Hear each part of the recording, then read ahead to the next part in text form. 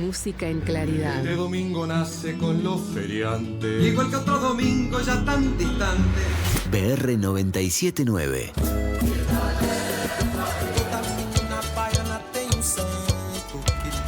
Mix 24. Yo por más que pienso no puedo entender. La Rambla. No quiero ir donde todos van. Prefiero.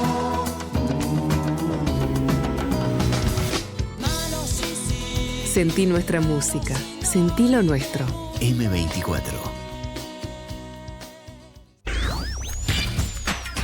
Nada que perder. Nada que perder. El periodístico de M24.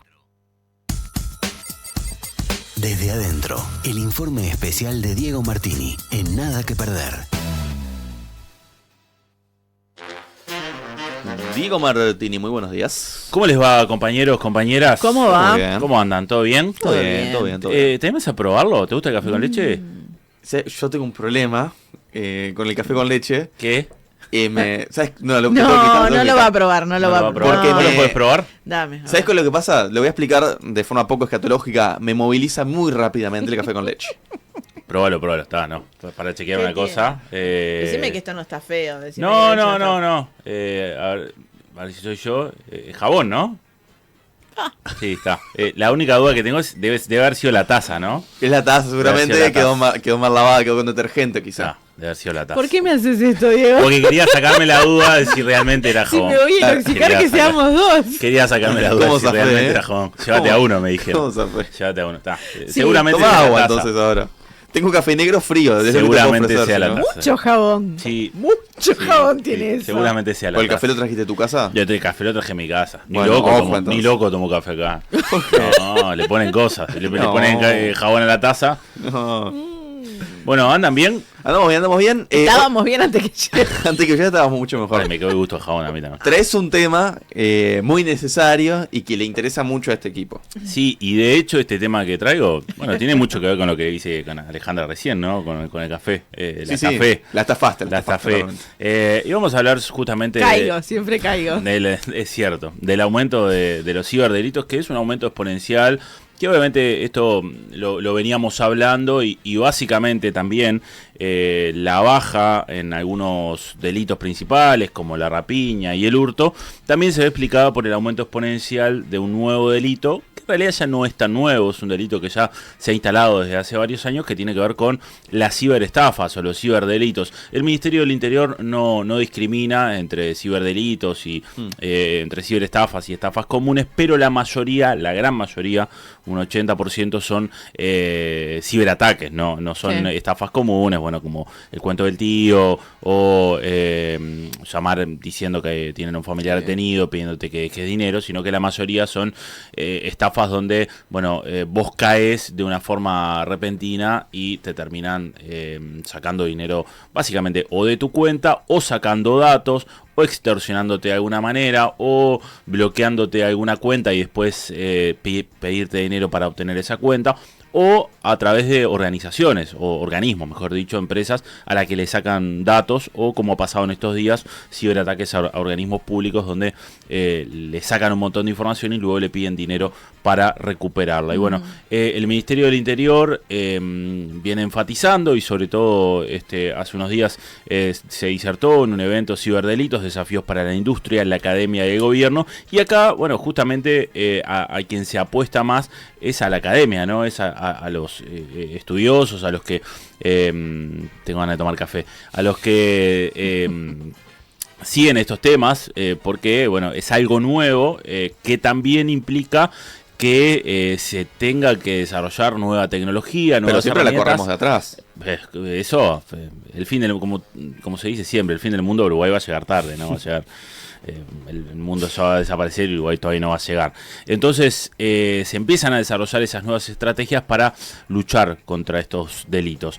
Hay un gráfico por ahí que presentó el Ministerio del Interior. Bueno, ahí vemos la tasa de denuncias de estafa cada 100.000 habitantes, cómo creció desde el 2013 al 2024. Hay un aumento muy grande de las estafas que se han dado. De hecho, hay un porcentaje altísimo de las estafas, en donde la ciudadanía se ha visto inmersa. Y bueno, para ir señalando, el delito de estafa está tipificado en el artículo 347 del Código Penal y comprende aquellas situaciones en que una persona obtiene un provecho ilegítimo mediante el engaño o el abuso de confianza, causando un perjuicio patrimonial a otra. Y a diferencia de otros delitos contra la propiedad, la estafa no requiere violencia ni amenaza, sino la utilización de maniobras engañosas o fraudulentas. Y una de las particularidades del fenómeno es la diversidad justamente de sus modalidades. Las estafas pueden ocurrir mediante interacciones presenciales, como fraudes comerciales, eventos ciberfacilitados, por ejemplo, engaños por llamada o mensajería digital, o ser directamente ciberdependientes, como aquellas perpetradas a través de plataformas de compra-venta, redes sociales o sitios web falsos. Bueno, en el informe que presentó el Ministerio del Interior, bueno, hablan justamente de un contexto internacional que es proclive a esto. Uruguay obviamente no es una isla, no es un oasis donde estas cosas no llegan, y como decíamos que en 2013, veíamos en la gráfica, se contabilizaban 38,7 denuncias por cada 100.000 habitantes, y en 2024 la tasa ascendió a 870, lo que implica un incremento superior al 2000%. Fíjense lo que son las cosas en 10 años, cuando en 2013 obviamente ya había un uso masivo de la tecnología, del acceso a internet, de la utilización de WhatsApp, etcétera, o de la posibilidad también de compras online, y eso sí se diversifica. Bueno, empecemos a desarrollar un poco. Hablamos con Gustavo Betarte, que es grado 5 de la Facultad de Ingeniería, es uno de los que más sabe en este tema en nuestro país, es uno de los conocidos como un hacker con principios, porque bueno, obviamente es un hacker, pero utilizado... Usa su poder para el bien. Exactamente, usa su poder para el bien, porque conlleva una gran responsabilidad. Y Gustavo Betarte nos decía que hay una explosión de estos temas justamente en la pandemia, cuando todos empezamos a aplicar un poquito más a nivel de la web. La pandemia es un punto de quiebre importante por el hecho de todo lo que generó en cuanto a adopción de tecnología, a trabajo remoto, a disponibilización de servicios por internet de una forma mucho más cuantiosa. Lo que está pasando es un producto, es una combinación de todo eso. En estas últimas décadas, la actividad delictiva, ¿no? El ciberdelito como que ha tomado un peso mucho más importante a nivel mundial, ¿no? A nivel internacional. Mirá los números y eso te lo muestra. La disponibilización de más servicios, la apertura y sobre todo la falta de aseguramiento de las infraestructuras de informáticas y de comunicación de las organizaciones de nuestro país están necesitando muchísimo trabajo. Vulnerabilidades hay desde siempre, ahora están muchísimo más expuestos. Hay distintos tipos de atacantes, ¿ok? Hay un punto muy importante que hay que tener en cuenta, que es el hecho de que una vez que tú expones una organización, expones servicios a través de un sitio web, ¿sí? A través de determinado tipo de facilidades para acceder a la información y a los servicios de forma remota, básicamente lo que está haciendo es abrir. Yo uso siempre la figura de abrir las ventanas y las puertas de su casa, pero no a la gente que reside en Uruguay, es a todo el mundo, ¿ok? O sea, perfectamente, y bueno, y sucede frecuentemente, los ataques que se llevan adelante contra organizaciones de nuestro país se hacen de distintos rincones del mundo. Bueno, claro, abrís tu computadora, tu celular, empezás a vincularte y generás, bueno, la posibilidad de ser atacado. Algo que me decían sociólogos que vienen estudiando este tema de la Facultad de Sociología, bueno, que a diferencia de los otros delitos, uno no espera ser estafado, ¿no? Uno está navegando en la web, uno sabe que en la calle o en determinados lugares o a determinadas horas corre determinado riesgo, o si deja la bicicleta, sí, claro, la deja atada, corre riesgo de ser hurtado. Bueno, sí, uno cuando está en la web se piensa que no te sentís inseguro. No te sentís inseguro, que no le va a pasar. Y hay algo que señalan quienes estudian esto. Bueno, cuanto más expongamos información de nuestro interés en la web, más expuestos estamos justamente a caer en este tipo de estafas. qué sé yo, la información que demos en plataformas, el uso que demos de plataformas, tanto Facebook, tanto Twitter, tanto Instagram, WhatsApp, después el hecho de que demos en la web, que ingresemos a sitios, bueno, hay diversas modalidades de estafa, creo que ya hemos escuchado bastante, pero todo esto se renueva, entonces hay que seguir hablando de esto para también ir evitándolo, aquello de, bueno, te ganaste un premio, si no ingresás en este enlace te vamos a caducar tu cuenta de WhatsApp o de Instagram. Entonces a veces hay algo que me decían los de la facultad, que no es tan urgente eso, ¿no? Y nosotros nos asustamos y nos dicen, mirá que si en 72 horas no llenás este formulario, tu cuenta de Instagram va a caducar, y entras como desesperado porque no querés que tu cuenta de Instagram caduque. Y en realidad no hay nada grave en realmente si la cuenta caduca en 72 horas, que efectivamente después no va a pasar, es una modalidad de estafa. Bueno, ¿quiénes son las personas que están al frente de los ciberdelitos? Bueno, esto decía Gustavo Bertate. Pensar lo que fue el año pasado. El año pasado hubo muchísimos incidentes de fraude que básicamente targeteaban a personas, ¿ok? Fraudes que tenían que ver con retiros en cuentas de bancos, pero por otro lado, los últimos sucesos, lo que te están mostrando que una gran cantidad de organizaciones, sí, organismos del Estado, pero también empresas privadas, sí, han sido targets de ataques en estos tiempos. O sea, lo que estamos viendo ahora, obviamente, esta filtración de información, esta disponibilización de información que se está dando, esto es resultado de actividad maliciosa que viene de hace tiempo atrás, ¿ok? Eso significa que esas organizaciones fueron penetradas, hubo determinado tipo de actividad, se filtró información y ahora se está poniendo sobre la mesa, se está divulgando. Pero durante todo este tiempo lo que ha estado pasando claramente es una diversificación del ciberdelito que tanto targetea a personas, a individuos vulnerables como a organizaciones también vulnerables. Y eso es un punto importante que hay que tener en cuenta. Uno lo que puede ver, la experiencia lo que nos muestra, que en general el nivel de vulnerabilidad de las infraestructuras informáticas de las organizaciones y de algunas empresas de este país es alta. Bueno, lo estamos viendo, ¿no? Varios organismos de nuestro país, organismos públicos, que están siendo ciberatacados, donde se están exponiendo datos muy sensibles, donde luego la modalidad pasa a ser la extorsión o el pedido de dinero para que esa información no se divulgue.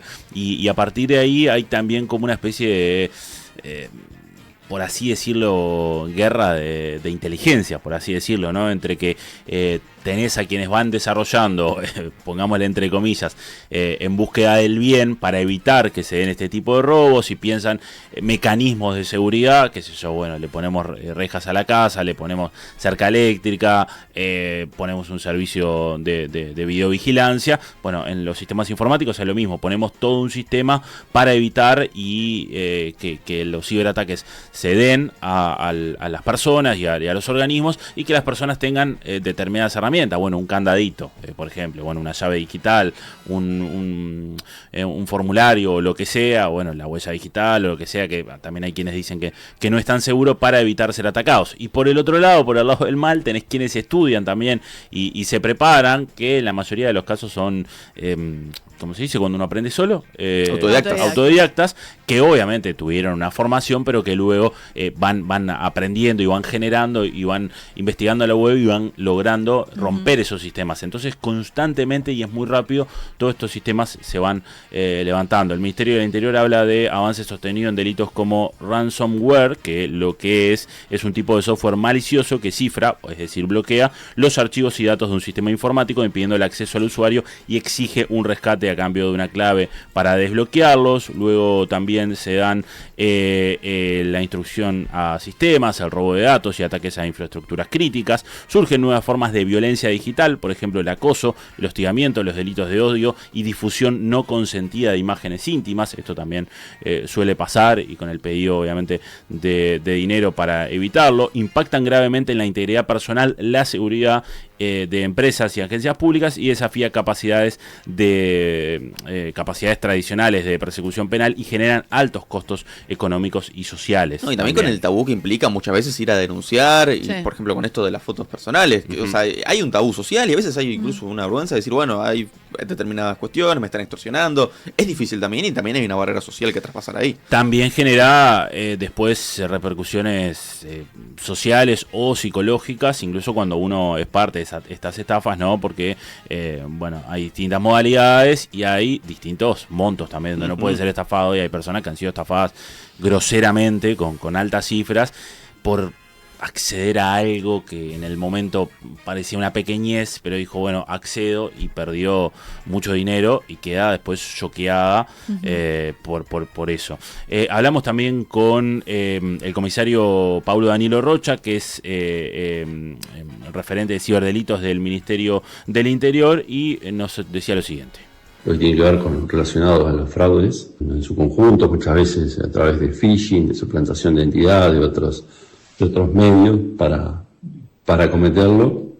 Hace poco, bueno, se publicaron los datos por parte del Ministerio del Interior y, bueno, se ve ese gran crecimiento de estos delitos. También, bueno, se trabaja en lo que es la prevención y la persecución de todos aquellos delitos relacionados a lo que es lo sexual, todo lo que tiene que ver con los ataques sexuales en el entorno digital, principalmente orientados a lo que son los menores, y lo que, bueno, relacionado a su consulta, lo que tiene que ver con las filtraciones de datos, accesos indebidos al sistema, que afectan o han afectado no solo a personas, sino también, bueno, a empresas y a instituciones públicas en los últimos tiempos. En base a eso, bueno, dentro del Ministerio del Interior, dentro de la Policía Nacional y dentro de lo que es la Dirección de Investigaciones, está la unidad de cibercrimen, que esa unidad, bueno, justamente tiene distintas reparticiones de acuerdo a los delitos que recién iba nombrándolos, de acuerdo a esas especialidades, uno para fraudes, otro para lo que tiene que ver con delitos sexuales en entornos digitales, y otro con respecto a lo que tiene que ver con los incidentes informáticos, justamente para poder trabajarlos con mayor especialidad a cada uno de esos delitos.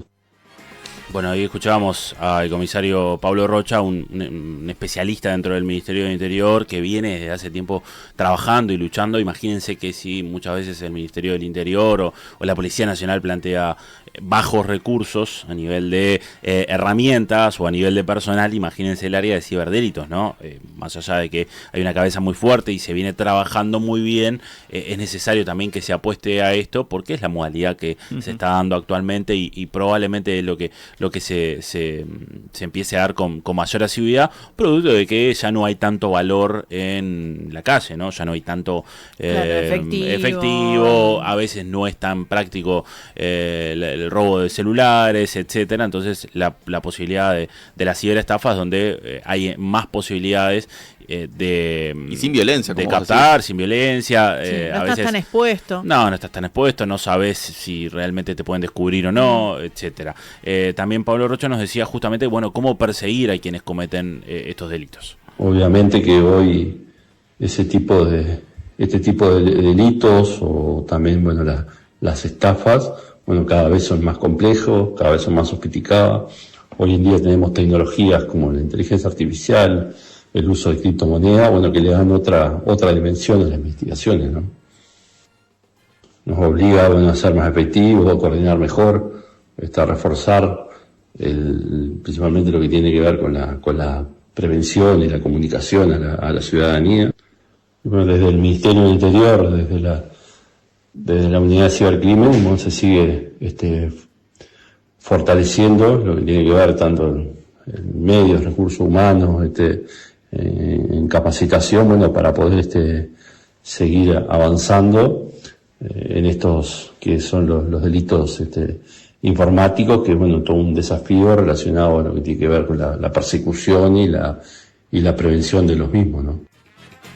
Bueno, ahí escuchábamos a Pablo Rocha. Algunos datos más. El perfil de las víctimas: las personas adultas de entre 26 y 55 años concentran las tasas más altas de victimización por estafa, tanto a nivel nacional como departamental. En 2024, los grupos de 26 a 35 años y de 36 a 45 años y de 46 a 55 años superaron las 1.000 víctimas cada 100.000 habitantes. El promedio de la edad de las víctimas en Montevideo es sistemáticamente superior al interior del país, alcanzando entre 45 y 48 frente a promedios de entre 41 y 45 que se dan en el interior del país. En la mayoría de los casos, las mujeres son las más atacadas. En la mayoría. ¿Por qué sonreíste? A mí no me pasó. A mí me intentaron estafar, pero no pudieron. Y me han tirado. Eso nos va a pasar a todos, ¿no? Sí, que nos claro. tiren ataques nos va a pasar a todos. Bueno, hablamos también con Facundo Briz, que es abogado especialista en esto, justamente porque que los abogados también han visto incrementado su trabajo ante personas que denuncian estos ciberdelitos, y esto nos decía. Algo que llama bastante la atención y que se ha visto con la experiencia, sobre todo en los últimos tiempos, es que se ha hecho totalmente transversal las víctimas de este tipo de estafas. O sea, ya no es la típica señora mayor que en su casa recibe a alguien que le pide plata para su nieto, para sacarlo de un apuro, o para sus hijos.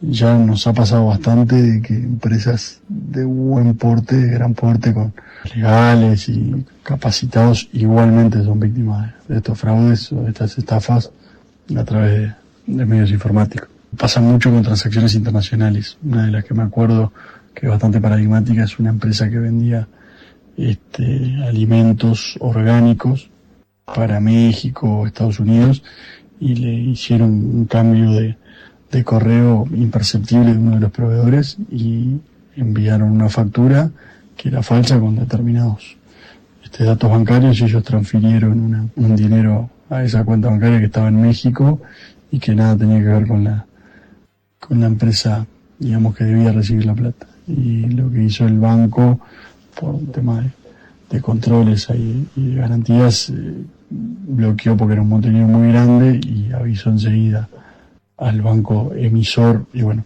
hicimos una denuncia en Uruguay y después el banco devolvió la plata, pero muchas veces no la devuelven.